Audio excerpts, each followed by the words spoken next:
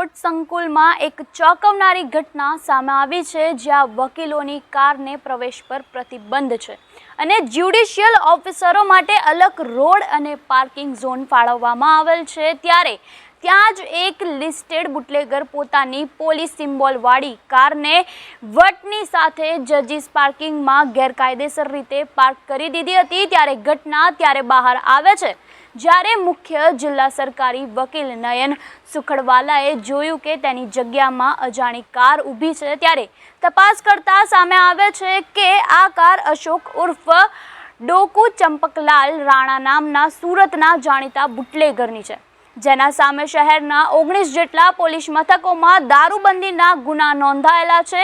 તેમજ બુટલેગરે પોલીસની ખોટી ઓળખ ઊભી કરી હતી ને બ્લેક પટ્ટીવાળી કારને જજીસ પાર્કમાં ઊભી રાખતા ઉમરા પોલીસે તાત્કાલિક કાર્યવાહીને પણ હાથ ધરી છે અને ક્રેન મારફતે ઉચકી લઈને કાયદેસર રીતે પગલાં ભરી લીધા છે। ત્યારે હવે જોવાનું એ રહેશે કે આ અંગે વધુ શું ખુલાસા થાય છે, પોલીસ શું કાર્યવાહી કરે છે। ત્યારે આપનું શું કહેવું છે આ ઘટના અંગે?